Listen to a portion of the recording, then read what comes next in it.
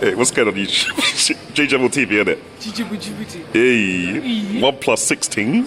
Don't know the You master. don't know the done no easy. It's not easy. I've read this voiceover. Nah, yeah. No. It's still there, fam. It's still there. Obviously, you're gonna be famous now, innit? When I get 2 views, yeah, they're gonna know. They're gonna know it's you, fam. OnePlus 16. But yeah. Let's go into it. Let's go in. So yeah, we out here with the OnePlus 6. We in the O2 store, the one in North Greenwich, South East London. O2 and OnePlus, if you don't know, in the UK are the only carrier that actually stock the OnePlus, or it's the only shop you can really go into and purchase a OnePlus. But yeah, that aside, the phone looks brilliant. Like when I first looked at it, it looks nice. I don't really mind the little notch at the top. I think that looks kind of cool. It's very 2018. I think that's just the style at the moment. It's not the end of the world kind of thing. Now on the back, obviously you got that vertical camera array now, kind of like the iPhone X, and you got the fingerprint sensor and the flash. You know, the fingerprint sensor is not really where I want it to be. On the right hand side of the phone, obviously as you can see at the top, you got the alert slider, and just below that you got the power button where it always used to be.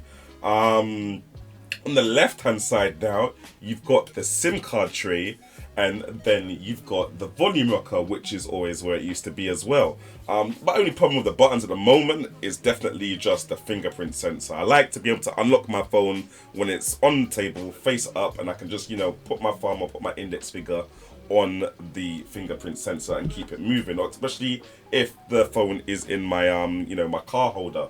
On the bottom, it's all the same, you know, microphone, headphone jack, and USB-C with the speaker. In terms of the phone, it's very clean Android. As you can see, there's no repetition of apps there. One camera app. There's 2 gallery apps. I mean, you got photos, which is your online photos, then you got gallery, the OnePlus gallery. But I do like to have another third-party option apart from the standard Google Photos option. As you can see here, it's landing with fresh 8.1. It's got your Oxygen OS right there. You done know the done know. But yeah, it's basically just stock Android, keeps it moving. Nothing too crazy kind of thing. Just going through the menus now. And I think I was looking for the notch display because there's a mode something that lets you, you know, change the notch and, like, you know, keep it hidden basically. Which is quite easy on the AMOLED screen because obviously you don't have to, you know, make the screen black. You just turn off the pixels. So yeah, I'm bare looking for the notch display here. I go back into display and I eventually find it. I'm like, oh yeah, notch display, there we go.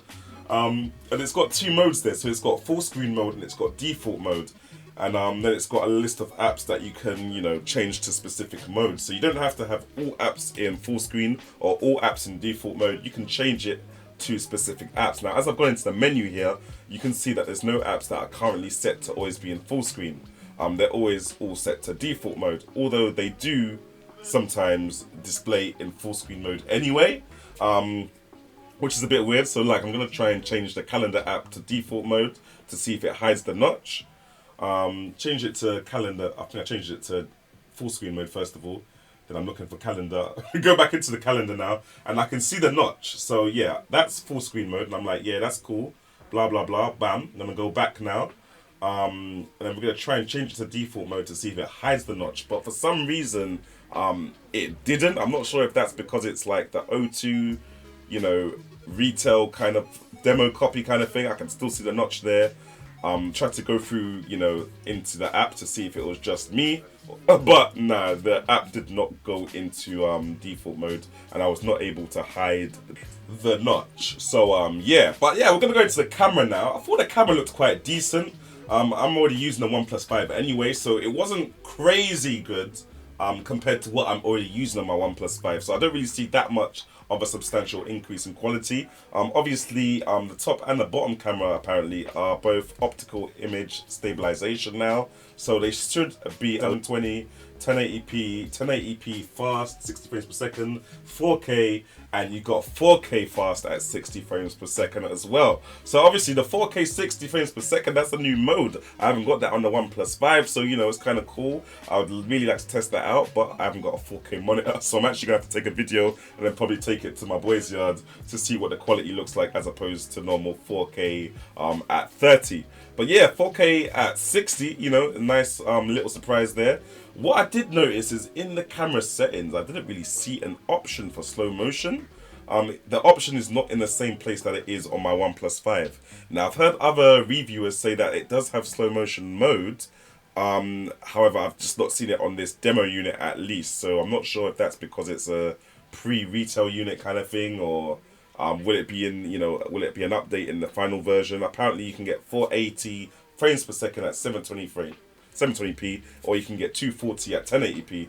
So yeah, that would be quite interesting to see the slow motion mode when we get there. I'm just looking in the settings now. There's not really much settings. There's just the watermark settings, the usual settings that are on the OnePlus 5, and I'm assuming on the OnePlus 5T.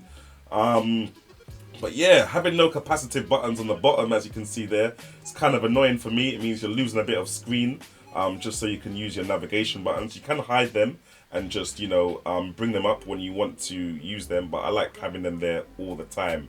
Right now, I'm just checking the selfie mode again. I do like how it's kind of very immersive, the way it takes the whole screen. And you can see the notch there. It's kind of cool. That's when you put it in 19.9 mode. You can put it in 1.1 mode. For the front-facing selfie kind of thing, and you can put it back into 4.3, which is like kind of the standard or the default mode that I use on my OnePlus 5. But yeah, the phone seems quite decent. It's just annoying for me personally that the fingerprint sensor is on the back, and it's not really waterproof, and you don't have your wireless charging. Those are the three things that they missed out this time with OnePlus. I feel like they could have easily, put those in. The camera works every other way apart from that. I can't see slow motion on it yet, but I've heard a lot of other people talk about it, so it might just be this specific unit that I'm using. But apart from that, the phone seems really good. It's very nice and snappy. Not that I noticed the snappiness as opposed to my OnePlus 5, because my OnePlus 5 has been snappy consistently since I had it last year. So yeah, boom. I can't really say about the snappiness, but I can say it's just as fast and probably faster than my OnePlus 6, but I'll have to do extensive testing when and if I can actually afford the phone myself and not have to make the video in a shop. But yeah, thanks for watching, guys. Leave a comment, subscribe, like, you know what to do. And hopefully man will catch you in the next one when man actually has the phone and we can go through some video, go through some pictures, and just go through a general review of what the phone's like. But yeah, thanks for watching. Like, subscribe. I'll catch you in the next one. Bless!